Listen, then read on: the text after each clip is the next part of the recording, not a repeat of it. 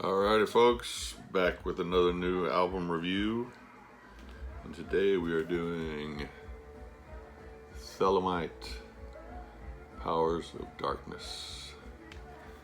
These guys are out of Greece. They formed in 2010. They released an album in 2013. Very stylistically different from what they are putting out these days. They put out an EP in 2014. Haven't heard that one. I imagine it's very similar to the 2013. And then they took a break for 7 years and released an album called Thelemism in 2021, which is where I discovered them. In 2023, they released an album called Survival of the Fittest. And now here we are in 2025. There's a band shot. 2025 with Powers of Darkness. It says Morkretz Machter down there, I believe. So, if you can't tell from the theme here, and I assumed that it was Dracula related, so I looked up Morkretz Machter, and I checked Romanian, and it said that says Powers of Darkness. So then when I Googled Powers of Darkness, it brought up a Swedish publication. And it said the Swedish translation was Powers of Darkness. So I'm going to read it to you real quick so it doesn't sound like I'm trying to pretend like I knew this. So Powers of Darkness is an anonymous 1899 Swedish version of Bram Stoker's 1897 novel Dracula, serialized in the newspaper Dagen and credited only to Bram Stoker and the still unidentified A/E. It is a variant or adaptation rather than a direct translation, with added characters, new plot elements, and significant differences from the original. Powers downplays the vampirism of Stoker's novel and portrays Dracula primarily as the head of an international cult inspired by social Darwinism, whose goal is elimination of the weakest and world domination by an elite. So I think what's going on here is actually like a combination of both. They're like marrying the Swedish Powers of Darkness and Bram Stoker's Dracula. So your first song is called Priest of Princes. It has a riff that you might have found on Seventh Son of a Seventh Son. The vocal delivery is very crypt sermon-like. It's not doomy, it's just very emotive, very anguished. Is this supposed to be Dracula singing? I do not go through the lyrics when I'm first listening to these, and I've listened to this like 5 times, because I just want to get an impression of the music and the feel and all that. I don't want to do a deep dive and try and psychoanalyze what's going on or everything. But this is obviously a concept album. It seems like there's different characters throughout the album, as I'll get to going on. So this one, like I said, this very emotive and anguished voice, and it sounds like what you might think Dracula singing a song would sound like.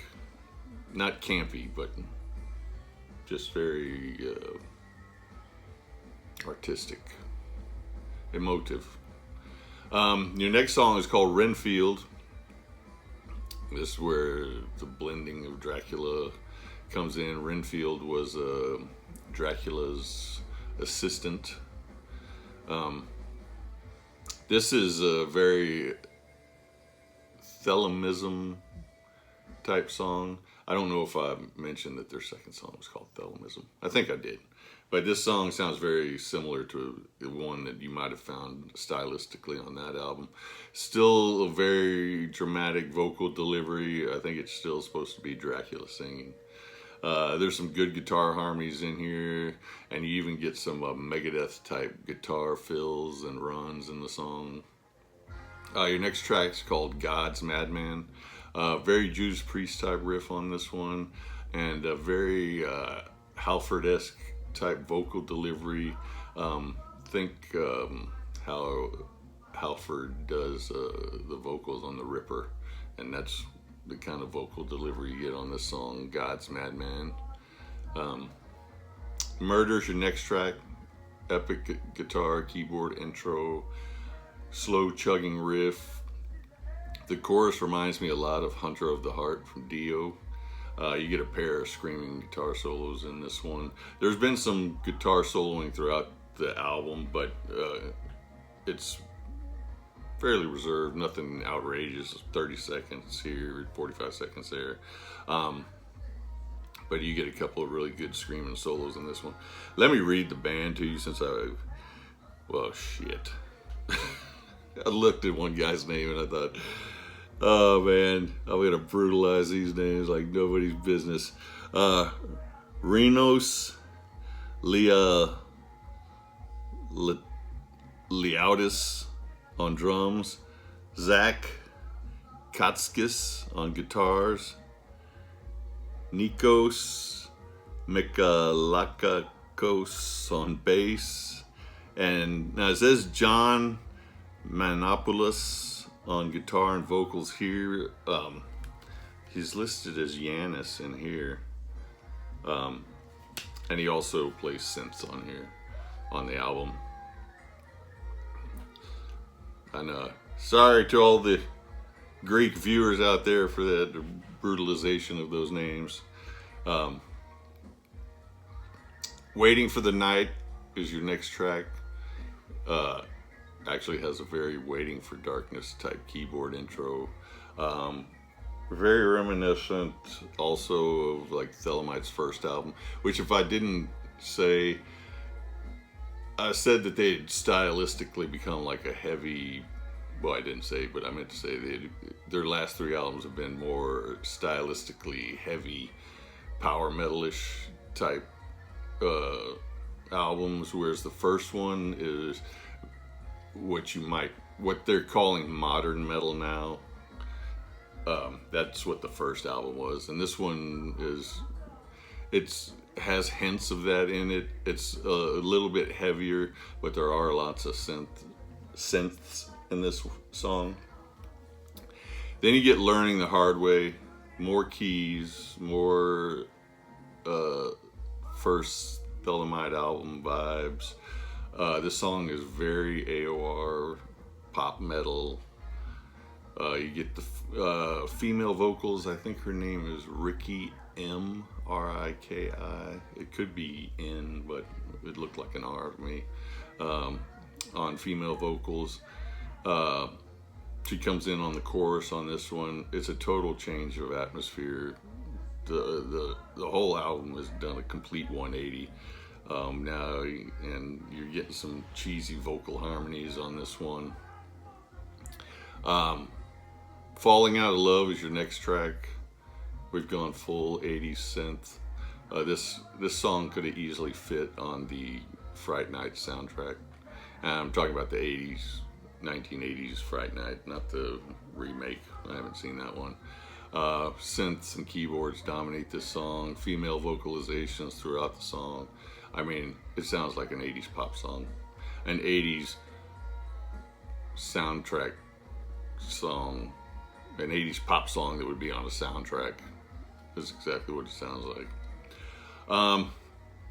Thankfully, Nail It to My Heart comes in. It's got very Wasp, Sleeping in the Fire vibes in the guitar and the vocal intro.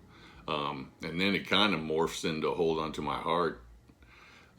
So it is a ballad, but it's a Wasp ballad. So that's better than the 80s synth soundtrack that we were subjected to, the previous two songs. You get a smoking guitar solo in this one, as you should with any good 80s or good metal ballad. Clouds Without Water is your next track. Atmospheric keys. You get some whispered spoken word in this one. I mean, it's so behind the music that you only can every once in a while make out a word or two that he's saying. There's a very grandiose keys and drums and guitar composition playing. It leads into more spoken word, and this one sounds like a different voice. So I think this is supposed to be Dracula again. I'm not sure who the first one was supposed to be. Maybe Renfield. And then Born in the Dark is your last track. Good up-tempo number. Very Savatage musically and vocally. He does a good impersonation of John Oliva singing and in falsetto on this track. So this roller coaster ride leads us to, if I didn't hold that up there close enough earlier, pretty good artwork there. Hold up the back a little closer too. I don't know if it's all one picture or not. I guess it kind of is. So I'm going to give this 8.25 out of 10. I mean, it started really strong. It finished really strong. It had all the markings of an 8.5 out of 10. But those two tracks, Learning the Hard Way and Falling Out of Love, completely took me out of the album. Now, I'm sure that there's supposed to be different characters, probably different points of view in the storytelling. Like I said, I don't get that deep into it when I'm just first listening to it because I just want to take the music in. And musically, those songs just suck you right out of the mood that the first 4 or 5 tracks put you in. Luckily, the last 3 tracks bring that mood fully back around, save the album. So it is, you get 10 tracks, 8 of them are really strong, and luckily the 2 that aren't that strong are in the middle, so you have time to get over them. It's just a painful 8 minutes there in the middle. So yes, Thelemite, Powers of Darkness, 8.25 out of 10. You guys have a good one.